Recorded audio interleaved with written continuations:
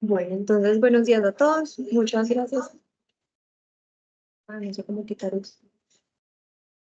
Buenos días a todos. Muchas gracias a la doctora Luz Andrea por la presentación. Hoy vamos a hablar de prolapso de órganos pélvicos, el manejo quirúrgico y gracias al doctor pues, Luis Fernando Tobón por estar aquí presente en este momento.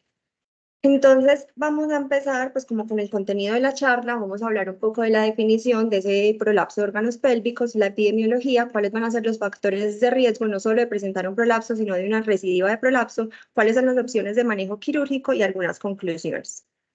Entonces, el enfoque de la charla vamos a comparar histerectomía versus histeropexia. No es que todas las pacientes que uno les diga tienes un prolapso, obligatoriamente las tenemos que meter en histerectomía. Podemos hablar también de histeropexia, pero vamos a ver algunos beneficios de una y de la otra. Vamos a hablar de las vías de abordaje vaginal, si preferimos la vía de abordaje vaginal versus la abdominal y el riesgo de recidiva de prolapso después de estas cirugías. No nos vamos a enfocar en la charla del día de hoy para hablar de mallas. Las mallas podría ser una charla o un seminario completo para hablar de ellas. Entonces, la definición de prolapso de órganos pélvicos es el descenso de uno o más órganos pélvicos a través de la vagina. Podemos hablar que se desciende el útero, el cuello uterino, la vejiga, cúpulo vaginal o recto. Y cuando hablamos de un prolapso de órganos apicales, hablamos que está el útero, el cuello uterino y la cúpula vaginal están descendidos. Y el descenso sintomático de estas estructuras va a llevar a que las pacientes consulten. ¿Listo? Entonces, algunas generalidades es que este prolapso generalmente se produce como consecuencia de la falla de alguno de los elementos de suspensión, que pueden ser los huesos, los ligamentos, los músculos o la fascia que estén fallando. La teoría de Petros es la que nos habla de la integralidad de todas estas estructuras. Si alguna de ellas falla, puede generar pues, el prolapso. La clínica y cómo van a consultar las pacientes pueden presentar sensación de presión o plenitud pélvica, incontinencia urinaria de esfuerzo o de urgencia, dificultad para vaciar completamente la vejiga, incontinencia fecal, constipación, dolor lumbar o incluso disfunción sexual a causa pues, de este prolapso. Realmente cualquier afectación negativa que tenga la paciente y que afecte su calidad de vida va a ser la que la va a llevar pues generalmente a consultar.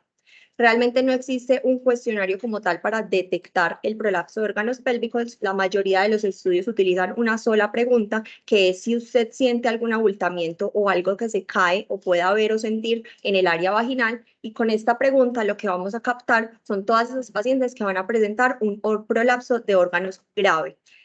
Cuando hacemos esta pregunta en el consultorio, la paciente consulta pues por alguna de estas manifestaciones clínicas, generalmente a través de la anamnesis vamos a encontrar más o menos un 3 a un 6% de las pacientes que presentan prolapso. Durante el examen físico podremos encontrar más o menos un 41 o un 50% de las pacientes que presentan prolapso. Un grado 1 lo podemos ver en la consulta, pero la paciente es totalmente asintomático, no es necesario indagar pues o hablar sobre ese prolapso si a ella no le está molestando. ¿Cómo vamos a clasificar los prolapsos? Utilizamos la cuantificación de prolapsos de órganos pélvicos o mayormente conocida como el POPQ. Esta fue escrita desde 1996 y utilizamos esta clasificación pues a través de esta cuantificación, ya que es reproducible, es específica, nos ayuda a implicar pues a cuantificar de forma cuantitativa varios puntos, como los podemos ver acá en la imagen. Como los podemos ver acá en la imagen, y nos ayuda a clasificar el prolapso si es anterior, si es apical o si es posterior, y nos genera como un mapa topográfico de toda esta zona que está afectada y podemos clasificar la etapa. La recomendación es utilizar esta clasificación, ya que la mayoría de las asociaciones de uroginecología nacionales e internacionales la utilizan: la Sociedad Estadounidense de Uroginecología, la Sociedad Ginecológica de Cirujanos Ginecológicos y la Sociedad Internacional de Continencia son las que principalmente la recomiendan. ¿Cómo las clasificamos? Estadio 1 es pacientes que no tengan ningún prolapso. Estadio 2, generalmente las pacientes van a estar asintomáticas y ese punto más distal va a estar a -1 en comparación pues o por encima del himen. Las estadio 2 es que esté entre -1 y +1 con respecto al himen, y la estadio 3 es que cuando ya está más distal del himen a +1, pero todavía no es completa en su longitud vaginal, mientras que el estadio 4 ya está con eversión completa e incluso puede estar más larga que la longitud vaginal. Con respecto entonces a la epidemiología, las mujeres tienen un riesgo de por vida de presentar un prolapso o someterse a una cirugía de prolapso en un 13% y hay aproximadamente 300.000 cirugías al año en Estados Unidos a causa del prolapso, donde entre el 11 y el 19% de estas mujeres que se van a meter a cirugía van a estar entre los 80 y 85 años y de este porcentaje un 30% va a requerir un procedimiento adicional y la incidencia de edad de los síntomas va a ser entre los 70 y los 79 años. Entonces, los factores de riesgo de presentar un prolapso.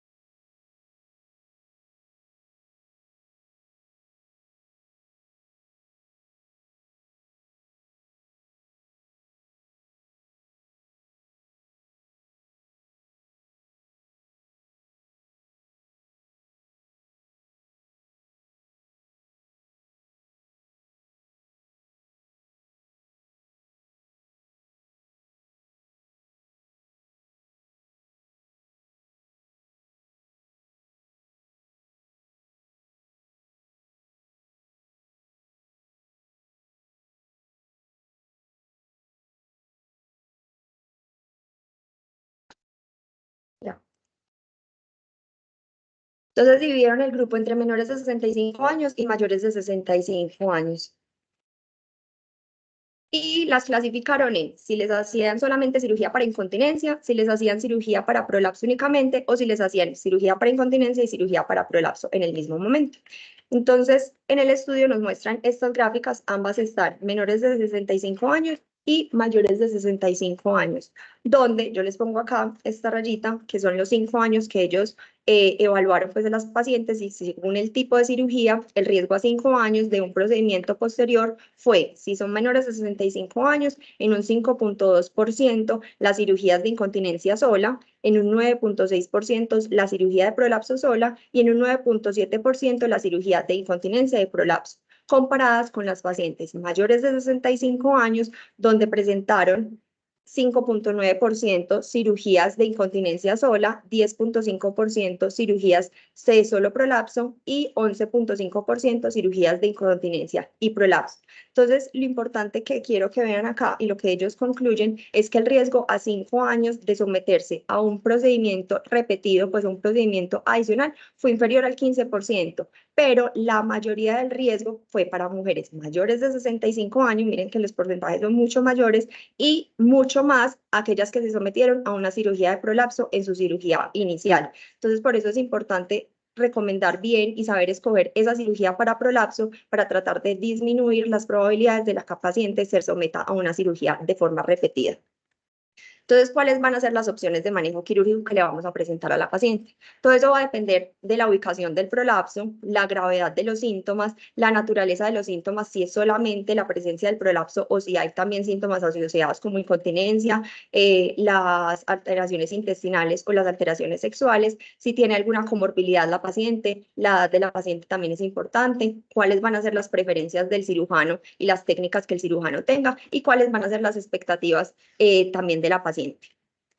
Entonces, acá les traigo un algoritmo donde clasifiqué las posibles cirugías que le podríamos ofrecer a las pacientes que presentan prolapso. Dentro de ellas la vamos a clasificar en dos grupos, reconstructivo y obliterativo. Dentro del grupo de obliterativo está la preservación de útero, que le podemos dar una colpoclesis, o con la histerectomía, una colpoclesis vaginal con histerectomía. Mientras que en el grupo de reconstructivo podemos hacer histerectomía, preservación de útero, y de ahí voy a decidir si lo hago con malla o sin malla, y lo mismo, histeropexia con malla o sin malla, pues o tejido nativo. Entonces vamos a empezar a comparar obliterativo versus reconstructivo. Entonces, los procedimientos obliterativos tenemos que tener claro que van a eliminar o cerrar toda la parte del canal vaginal y se hace una disminución de ese hiato genital, y el abordaje que se le va a dar a estas pacientes, todas van a ser por vías vaginales. Mientras que el reconstructivo trata de reconstruir, como su nombre lo dice, esa anatomía normal pues, en la pelvis, y se puede realizar de forma vaginal y de forma abdominal. Entonces, obliterativo. En la parte obliterativa tenemos que las pacientes que vamos a seleccionar para este grupo, pues para ofrecerle este manejo quirúrgico, van a ser pacientes que tengan comorbilidades médicas que aumenten el riesgo de una cirugía extensa, que no tengan deseos futuros de tener relaciones sexuales vaginales, ya que vamos a hacer un cierre completo pues de la vagina y va a tener la imposibilidad pues de tener relaciones con penetración vaginal.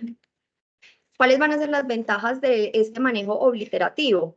Va a ser opciones de manejo con anestesia local, por eso es principalmente para pacientes que tengan comorbilidades médicas, que no se les vaya a ingresar a un procedimiento, por ejemplo, con anestesia que no puedan, tienen menor tiempo quirúrgico y una recuperación mucho más rápida, tienen menor riesgo de morbilidad perioperatoria, menor pérdida sanguínea, y lo importante es que tienen mucho menor riesgo de recurrencia del prolapso. Las ventajas que va a tener este procedimiento es que elimina por completo la posibilidad de tener relaciones sexuales, y si el útero o el cuello se dejan en el momento de hacer la obliteración, se elimina pues esa posibilidad de hacer ese tamizaje cervical o patología uterina, por lo cual es importante seleccionar bien estas pacientes. Entonces acá les traigo un estudio que habla de determinar si la fragilidad afecta el tipo de cirugía de prolapso que se realice y las probabilidades de complicaciones posteriores al de la cirugía. Este fue un estudio de corte retrospectivo que se realizó en mujeres que se les hizo obliteración o reconstrucción del prolapso entre el 2005 y el 2013, y cuantificaron la fragilidad con el índice de fragilidad de NSQIP, y ellos en el estudio consideraban que cuando tenía un índice de fragilidad mayor de 0.18, la paciente tenía fragilidad. Entonces, simplemente un cuestionario, entraban pues como en un algoritmo y calculaban pues la fragilidad de la paciente. Encontraron que en 12.731 pacientes que les hicieron reparación de prolapso de órganos pélvicos, a 5.3% les realizaron una colpoclesis, que estaban entre la edad promedio de 79 años y tenían un NSQIP, o sea, el índice de fragilidad mayor a 0.18 en un 28.5% de las pacientes que calcularon. Entonces, para todos los tipos de procedimientos de prolapso, la fragilidad aumentó las probabilidades de complicaciones, ya sea en cualquier procedimiento pues, que se le ofreciera, ya sea reconstructivo o uliterativo. Entonces concluyen que para la cirugía de prolapso la edad es importante más que la fragilidad para seleccionar el tipo de procedimiento, pero la fragilidad también la debemos tener en cuenta porque se va a asociar a mayores complicaciones postoperatorias. Entonces ellos recomiendan en el estudio incorporar la fragilidad en la toma de decisiones postoperatorias y por qué es importante para mejorar las expectativas y cómo va a ser ese postoperatorio de las pacientes y tratar de eliminar pues todas estas complicaciones. Cuando nos vamos entonces a la parte reconstructiva, lo primero que tenemos que ver es si le vamos a ofrecer a la paciente una histerectomía o una histeropexia. Entonces, en la histerectomía, esta está asociada con menores riesgos de recurrencia, pero puede estar asociada con mayor morbilidad y elimina la necesidad del tamizaje cervical o la patología uterina, pues por obvias razones, porque obviamente se saca pues el útero y el cuello completamente. Mientras que la histeropexia hace una fijación de ese útero o cervix en la parte superior, pues en la parte apical al soporte de estructuras como son los ligamentos, pero puede tener un menor tiempo quirúrgico y una menor pérdida sanguínea. Entonces, cuando hablamos de histeropexia versus histerectomía, las comparaciones se van a ver un poco confusas por diferentes razones. Uno, las variables anatómicas, el prolapso apical aislado no es lo mismo que un prolapso multicompartimental y qué le voy a ofrecer a una paciente o qué le voy a ofrecer a otra paciente, cómo va a estar el estado hormonal de la paciente, si es premenopáusica, posmenopáusica, si está recibiendo terapia hormonal o si no está recibiendo terapia hormonal. ¿Cuál va a ser ese abordaje quirúrgico? Si le voy a hacer abordaje vaginal, abordaje abdominal abierto, laparoscópico o con robótica. Entonces, por eso es difícil comparar pues, exactamente histeropexia con histerectomía en las recomendaciones pues, que le voy a dar a la paciente. Pero hay algunos estudios que nos hablan de la comparación pues, de histeropexia versus histerectomía, tienen esas limitantes como se los había mencionado anteriormente, pero comparan en estos ensayos aleatorizados entre mujeres que tenían estadios mayores de 2, la histeropexia sacroespinosa transvaginal versus la histerectomía vaginal con suspensión del ligamento, ya sea del útero sacro o del sacroespinoso. Lo que nos concluyen estos estudios es que la tasa de recurrencia del prolapso después de 9 a 12 meses fue mayor en mujeres con histeropexia, o sea que se asociaba a mayor reintervenciones las pacientes que se llevan a una histeropexia en comparación a las pacientes que les hacía histerectomía. Y las tasas de complicaciones fue similar en los dos grupos. ¿Listo? Entonces, las mujeres en el grupo de sacrohisteropexia tenían más probabilidad de someterse a una nueva cirugía en ese primer año después de la intervención.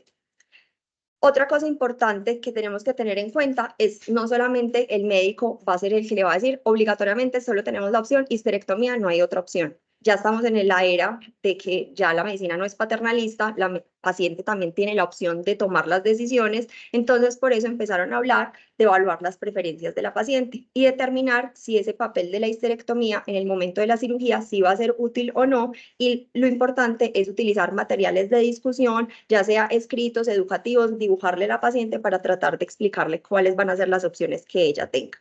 Aunque realmente no existe una herramienta como tal clara u objetiva o subjetivamente para tratar de evaluar esas actitudes de la paciente hacia la preservación del útero, traigo este estudio, que es un metaanálisis de 35 ensayos que fue publicado en el 2020, que trataba de evaluar diferentes escenarios clínicos relevantes en ginecología y obstetricia. Dentro de ellos hablaban del prolapso de órganos pélvicos, otros escenarios que mencionaban era el tórax, si se le ofrecía o no una prueba de trabajo de parto, o la decisión de tomar un anticonceptivo u otro anticonceptivo.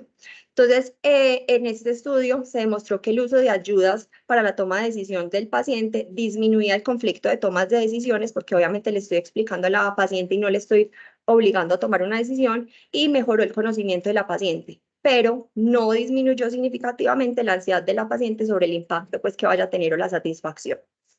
Este es otro estudio que habla sobre el desarrollo de instrumentos confiables para medir esa valoración de las pacientes sobre el útero. Habla de un instrumento que se llama Value of Uterus, que ya se los voy a mostrar, y de la escala análoga visual.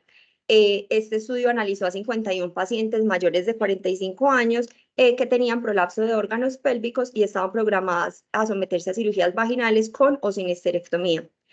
Entonces, les preguntaban a las pacientes qué importancia tenía para usted conservar su útero cuando tiene una afectación ginecológica.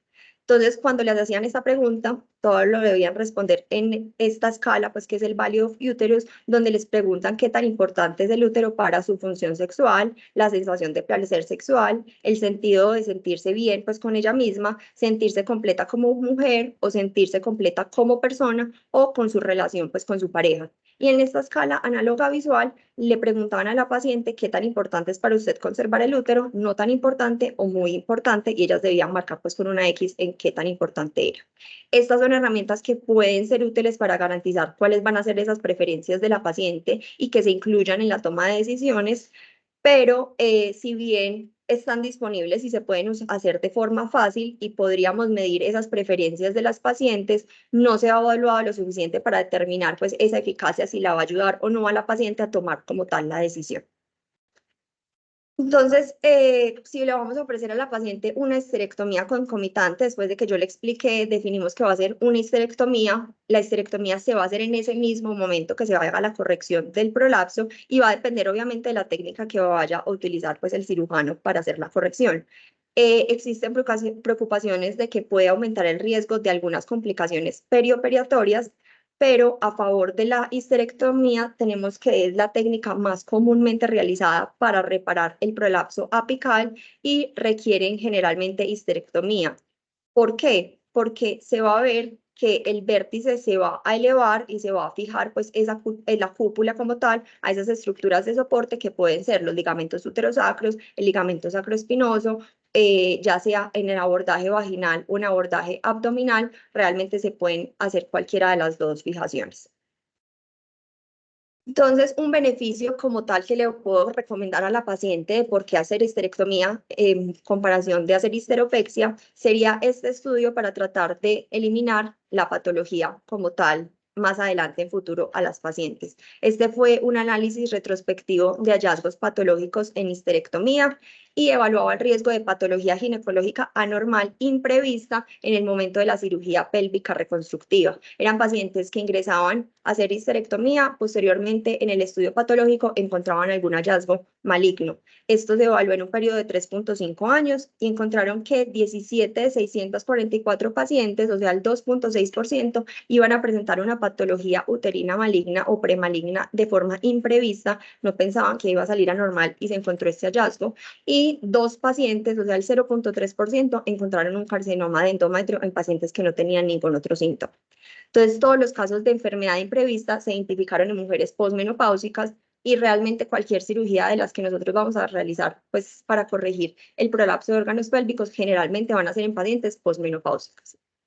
Entonces, siempre es muy importante clasificar a las pacientes premenopáusicas y posmenopáusicas y evaluar si tienen patrones de sangrados anormales o normales. En el caso de pacientes premenopáusicas con sangrados normales, pues obviamente van a tener un menor riesgo de patología ginecológica anormal. En esas pacientes posmenopáusicas que no tengan sangrado y que no tengan riesgo de patología uterina, van a tener 2.6 probabilidades de presentar anormalidades, pero esto se puede reducir si uno les hace una evaluación endometrial perioperatoria.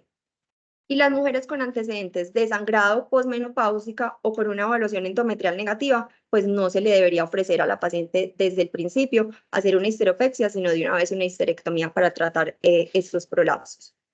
Cambio, si vamos a decidir preservar el útero, cada vez hay más mujeres que desean preservar el útero. Como vemos, ya no la decisión no la toma solo el médico, sino que en conjunto con la paciente, y van a referir las pacientes que es componente importante en su imagen corporal y en su calidad de vida conservar el útero. Y hay evidencias contradictorias que nos hablan que estos procedimientos, al conservar pues el útero, algunos dicen que son inferiores, otros dicen que son superiores con respecto pues a la histerectomía.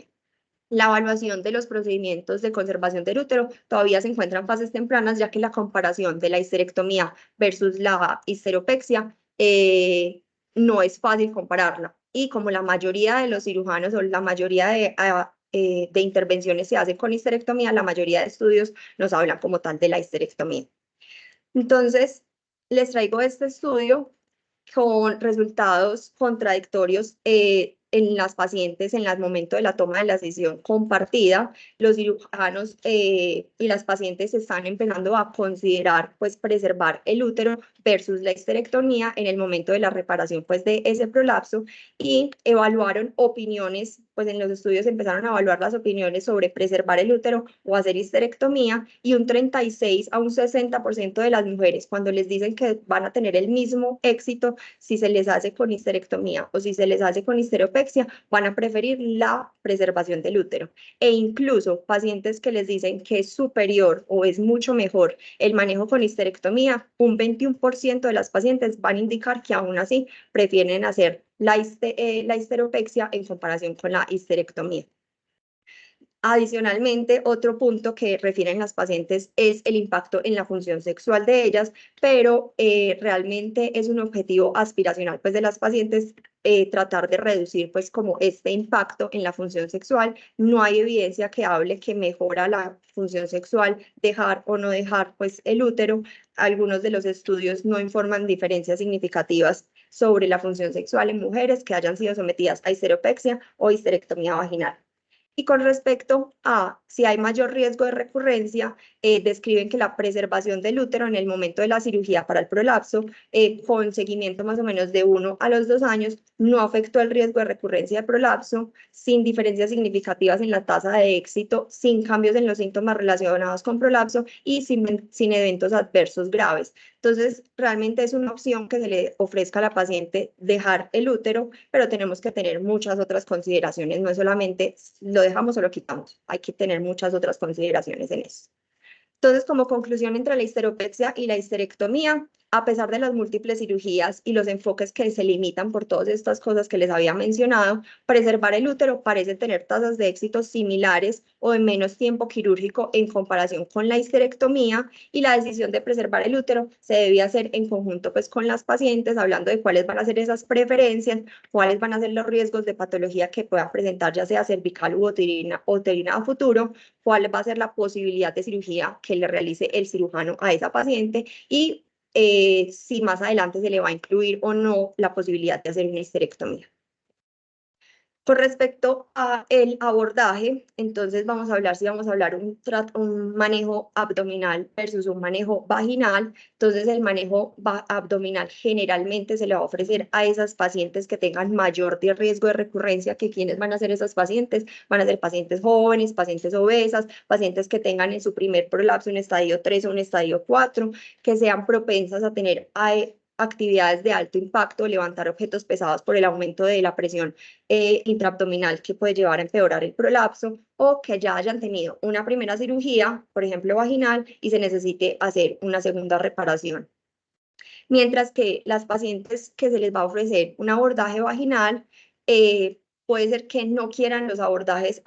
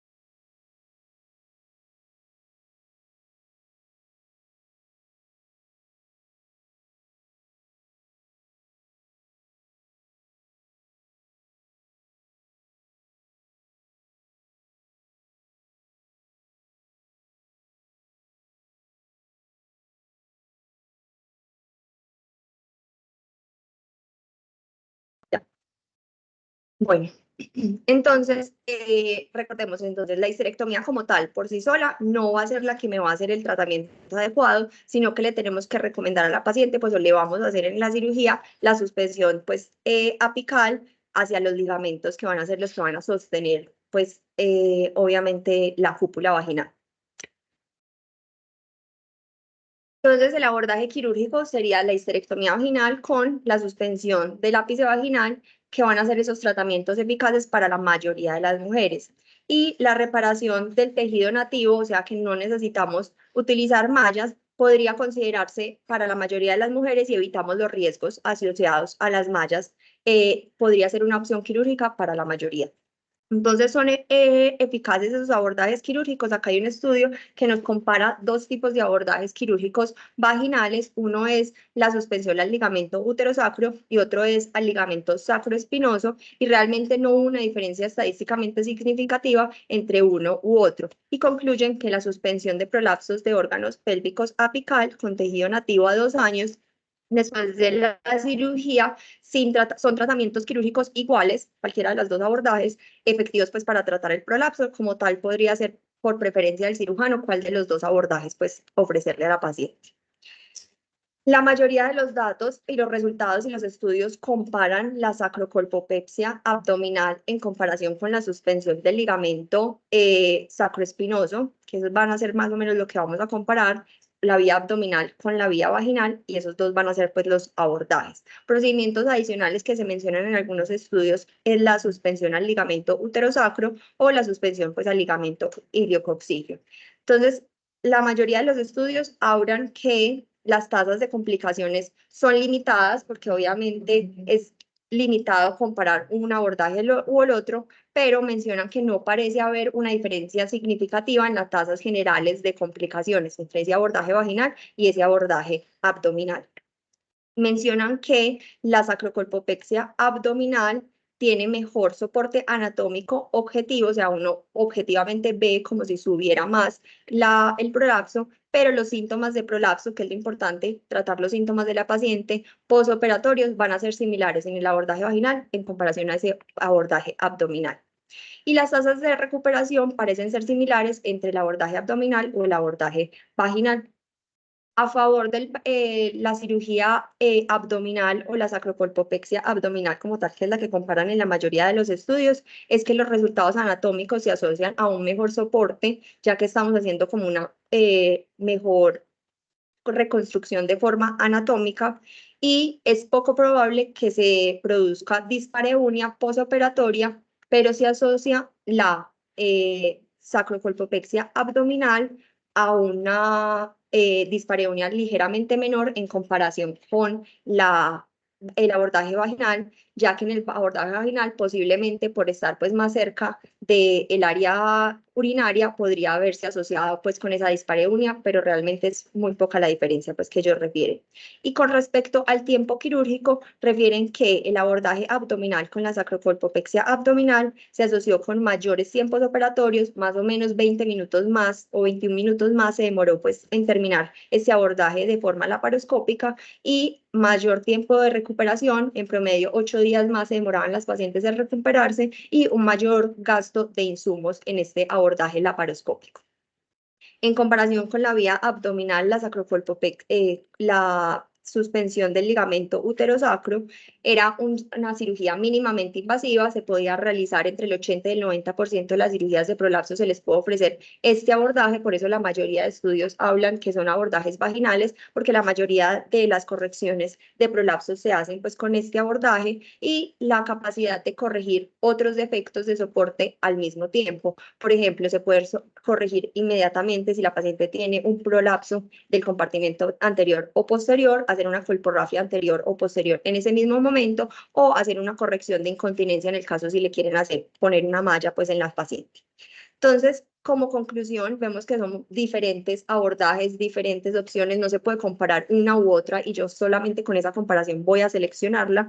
Entonces, siempre es muy importante incluir una discusión sobre ese riesgo de prolapso persistente o recurrente y según esos factores de riesgo que vaya a tener o no la paciente y cómo van a ser esos cambios posoperatorios. Importante siempre en la toma de decisiones compartidas incluir a la paciente y evaluar cuáles van a ser los objetivos del tratamiento, si va a mejorar o no esa función sexual, urinaria, las complicaciones relacionadas y se debe discutir con cada mujer los síntomas pélvicos que le molestan y los efectos en la calidad de vida que tengan sobre esta.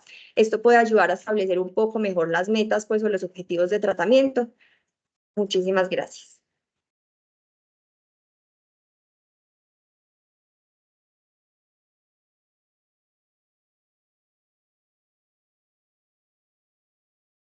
Bueno, muchas gracias a Dani por su presentación. Tenemos al doctor Luis que damos unas palabras para que nos cuente como un poquito su experiencia. ¿Quieres, si quieres, doctor? Mira, doctor, allá con la presentadora. Gracias.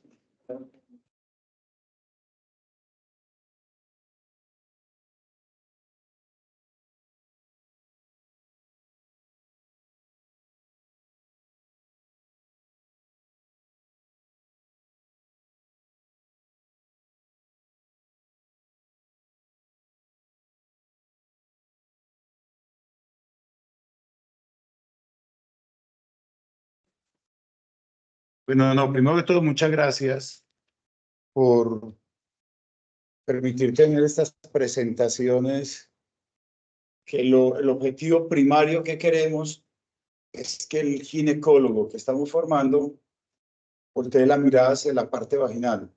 Es increíble, pero yo creo que en el pensum de ustedes es manifestación de ustedes en lo que de pronto menos destrezas tienen o menos seguridad tienen cuando salen, es precisamente del abordaje vaginal, de todo lo que trata la cirugía vaginal. Estamos hablando de ginecólogos. Entonces, pedirle el favor que volteemos la mirada nuevamente a todos estos temas y a todo el adiestramiento que queremos que puedan tener ustedes para tener un adecuado abordaje vaginal. Lo primero objetivo, yo creo que se va logrando con esta charla. Felicitar a la doctora Daniela porque me gustó la presentación. Es difícil la presentación porque es una presentación demasiado amplia, ¿sí? De cada uno de estas se puede sacar un seminario perfectamente. Es complicado tratar de generalizar, juntar tantas opciones quirúrgicas en el abordaje de las pacientes. Y ese es el problema que ustedes van a tener precisamente en la práctica clínica. Cuando estén sentados frente a un paciente, van a tener toda una oportunidad de opciones para realizar en las pacientes. Algo en la salvedad, hablamos hoy de parte quirúrgica, gran parte de estas pacientes ni siquiera vamos a considerar cirugía, vamos a tener otros manejos, ya que no se trata de que todo prolapso sea quirúrgico, que no quede por favor eso en el ambiente. Y la decisión se centra básicamente, yo siempre he pensado que a veces lo enfocamos mal. Cuando hablamos de prolapsos, empezamos a pensar, bueno, ¿saco o no saco el útero? Hombre, ese no es el problema. Eso se basa en, como ya lo mencionaste, en muchos tipos de factores, preferencias de la paciente, preferencias del médico, ¿sí? Preferencias de la técnica que yo utilice para lo que estoy revisando, es ajustar un montón de cosas a lo que quiere, a tratar de que la paciente quede mejor en todas estas esferas que estamos hablando. Entonces, el problema no es el útero. El problema es cómo fijo, cómo organizo esos componentes, esos que está malo, que falló. El problema no es la histerectomía, no, el problema es la colpopexia. ¿Qué voy a hacer yo para que esa vagina o esa cúpula tenga otra vez la funcionalidad y que no se me prolapse, que no me cause sintomatología en la paciente? Ahí se debe centrar la discusión. Pero te decía que el sacar o no el útero, eso es preferencias tanto de ese. A mí lo he visto, parece muy riesgoso los ginecólogos que estamos sacando hoy en día, y me disculpan el comentario tan morbido, y es porque solamente saben hacer histerectomías abdominales. Se sienten seguros solamente sacando úteros bien indicados por vía abdominal. No tienen, ni lo consideran o no tienen la destreza para considerar una histerectomía o una cirugía vaginal. Le fascina la laparoscopia, pero la laparoscopia es muy taquillera. Yo no estoy de... Todas tienen su nicho. Pero, ¿qué va a hacer ese ginecólogo? Todas las pacientes las va a operar por vía abdominal, lo que sabe hacer. ¿Sí? Entonces, es invitar a este tipo de charlas y hoy gracias a la doctora Daniela es precisamente para que con esto, recordemos, somos ginecólogos, tenemos una oportunidad de abordaje muy buena. Me considero hincha 1A de la vía vaginal. También opero por vía abdominal, no por laparoscópica, las histerectomías, pero por favor, volteemos la mirada. La vía abdominal vaginal es muy interesante. Es de ustedes como ginecólogos y deberíamos de considerarla siempre en nuestras pacientes como una opción terapéutica muy importante.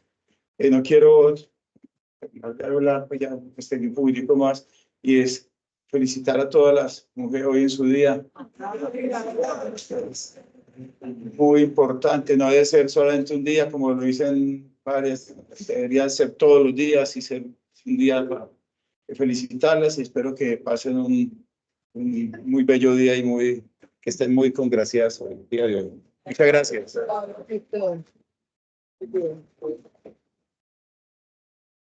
Bueno, no sé si hay alguien de los que está conectado que quisiera o que tenga alguna pregunta o una opinión también desde su experiencia.